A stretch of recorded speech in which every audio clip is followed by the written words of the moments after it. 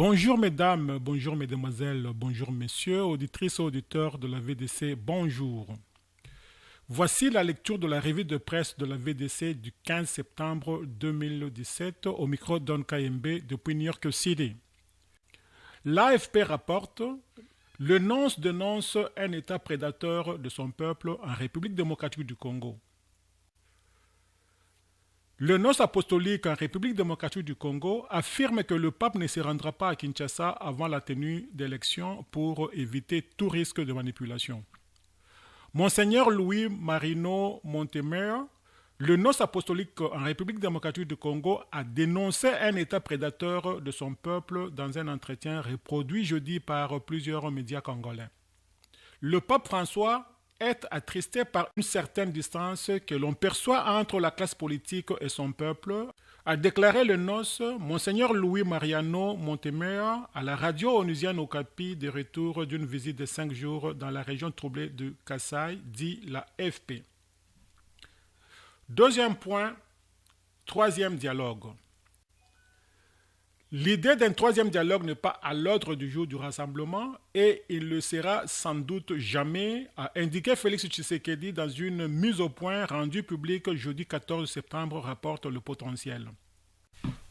Le président du rassemblement réagissait aux rumeurs qui circulaient depuis quelque temps dans les salons politiques en République démocratique du Congo, lesquels annoncent l'imminence d'un troisième dialogue entre le pouvoir en place et le rassemblement de l'UMT.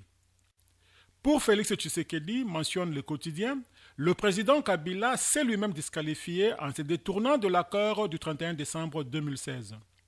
Il n'est dès lors plus un interlocuteur crédible, a soutenu M. Tshisekedi avant de souligner que le seul et unique priorité pour le rassemblement reste et demeure la tenue de la présidentielle en décembre 2017, comme prévu dans l'accord politique du 31 décembre, lit-on dans le journal.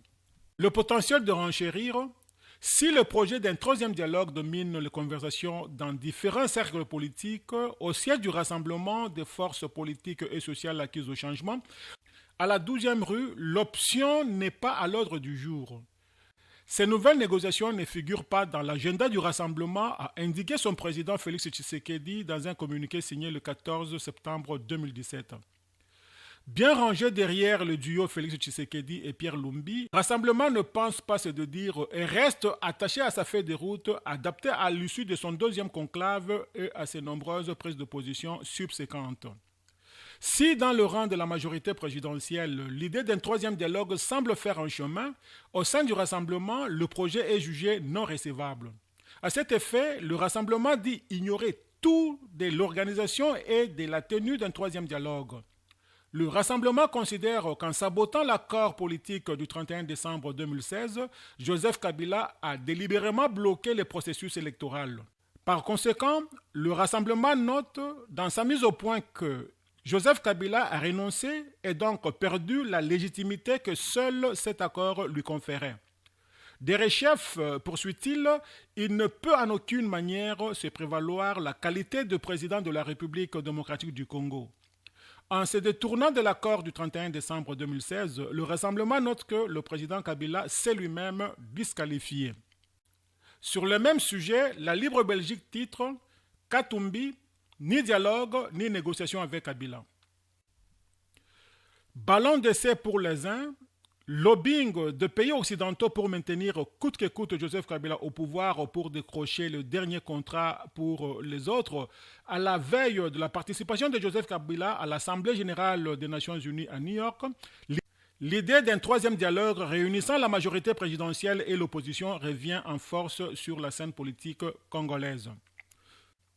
Pour Moïse Katumbi, les choses sont claires. Joseph Kabila doit quitter le pouvoir et le peuple congolais doit pouvoir retourner librement aux urnes pour choisir de manière démocratique son nouveau président. Il n'y a pas d'autres issues. S'il ne veut pas respecter cet accord, le peuple congolais tirera les conséquences.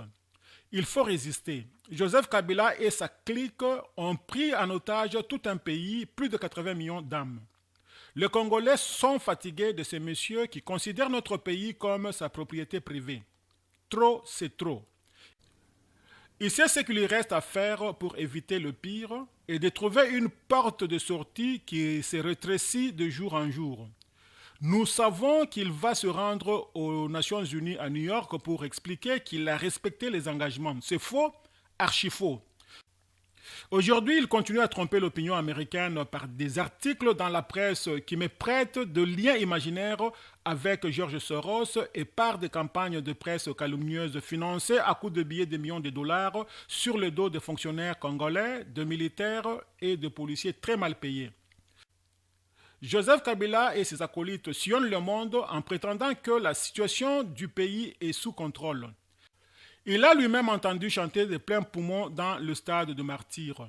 Il l'a entendu partout dans toutes les provinces. Il doit partir. Il sait que tous les Congolais veulent le changement et veulent son départ cette année même. Un peuple qui murmure est toujours redoutable, dit-on. Que dire d'un peuple qui chante votre départ, conclut le journal. Kinfo.ca commente cette actualité, constate que pas grand monde se bouscule à la porte d'un éventuel troisième dialogue. Le site web d'information note qu'en dehors du rassemblement piloté par le tandem Tshisekedi-Lumbi, le candidat déclaré à la présidence de la République Moïse Katumbi n'est pas non plus favorable à l'idée d'un troisième dialogue. Dans les colonnes de la Libre Belgique, l'opposant a expliqué que Joseph Kabila n'a jamais respecté aucun de ses engagements pris au précédent dialogue. Auditrices et auditeurs de la VDC, merci pour votre aimable attention. C'était votre frère de tout le temps, Don Kayembe depuis New York City. À demain.